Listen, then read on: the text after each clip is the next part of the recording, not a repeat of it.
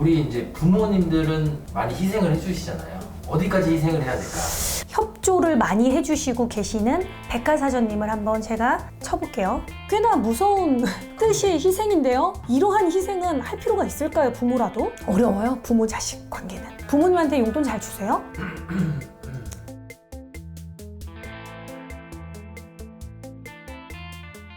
여러분 안녕하세요. 쌍문동 애기선녀입니다. 네, 선생님 안녕하세요. 네, 안녕하세요.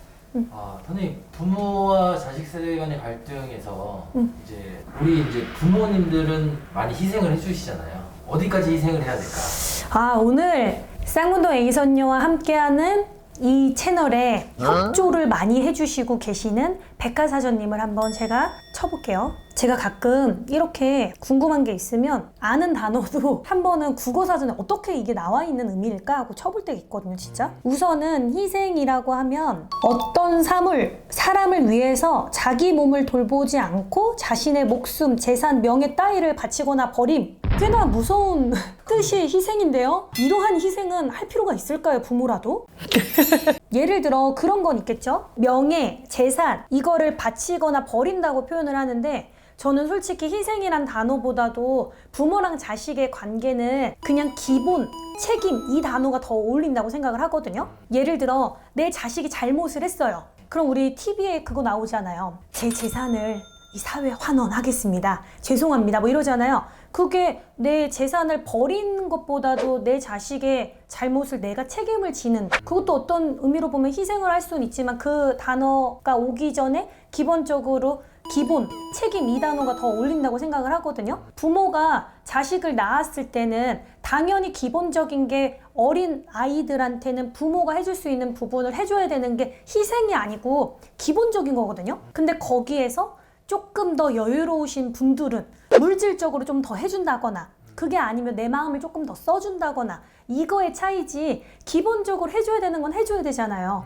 근데 그걸 가지고 희생이라고 생각을 하면 사람이 조금 약해질 때가 있기는 해요. 난 우리 가족을 희생해서 내 인생은 없어. 근데 물론 마음이 씁쓸하지만 정말 그렇게 생각을 하는 분도 있겠지만 그거를 희생이라고 생각을 하면 나도 힘이 빠지지만 난 기본적인 걸 다 했어 라고 생각을 할 때는 그 말을 내뱉는 사람도 힘듦을 했지만 기본적인 걸 했다고 느끼기 때문에 조금은 다른 의미로 오지 않아요?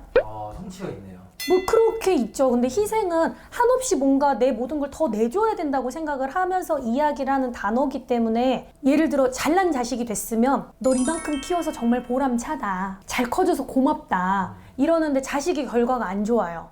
그러면 내가 너한테 희생만 했는데 네가 나한테 주는 게 뭐가 있어? 그럼 뭔가 대가도 바라게 되고 기본적인 걸 자식하고 좀 그러다 보니까 관계가 조금 그렇게 변한다고 생각을 하거든요. 그래서 저는 부모가 자식을 위해서 해줘야 되는 거를 물론 저도 배우는 과정이긴 해도 그리고 뭐 제가 가정을 막 엄청 많은 세월 막 100년 세월 내가 희생해보고 이런 건 아니기 때문에 모자란 게 있을진 몰라도 어린 아이들 미성년자 이런 아이들한테는 부모가 기본적인 걸 해주되 그 자식이 부모가 없다고 해도 훗날 자기의 능력으로 살아가게끔 뭔가 도와주고 뒷받침해주고 그 힘을 길러주는 게 부모로서의 역할이라고 생각을 하지 일방적인 희생은 자식도 나약하게 만들고 자식도 감사한 걸 모르게 만들고 자식도 뭐가 먼저인지를 몰라요. 그래서 나중에 부모만 마음 상처받는 일들을 겪거든요. 그게 과연 좋을까 생각은 해요, 솔직히.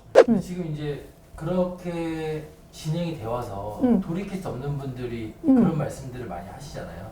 내가 어떻게 키웠는데 이렇게 다 해줬는데 돌아오는 것 전혀 없이 나 몰라라 하고 이렇게 지내는 걸 보면서 뭐 그런 얘기를 많이 하시는 것 같아요. 네. 그런 분들은 좀 어떻게 마음을 새겨야 될까요?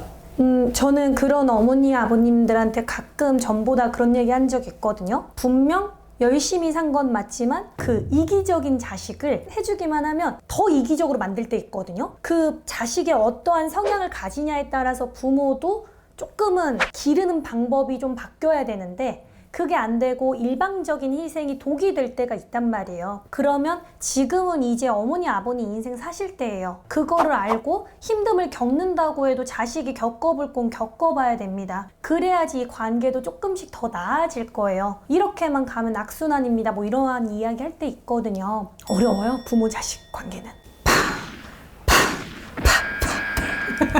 전 근데 돈을 바라는 것보다 물론 나중에 나의 자식이 용돈 주면 좋을 것 같거든요. 돈을 싫어하는 사람은 없으니 안 주는 것보다 주면 좋게 하겠죠. 근데 그것보다 진짜 제일 큰 바람직한 관계는 부모가 이 세상에 없다고 해도 아니면 부모가 이제 내 거를 챙기는 시기가 온다고 해도 자식이 혼자 일어나게끔 만들어주면 그거는 부모로서의 하는 역할을 최선을 다해서 다 했다고 생각을 하거든요. 그게 가장 현명한 관계 아닐까 해요. 부모님한테 용돈 잘 주세요?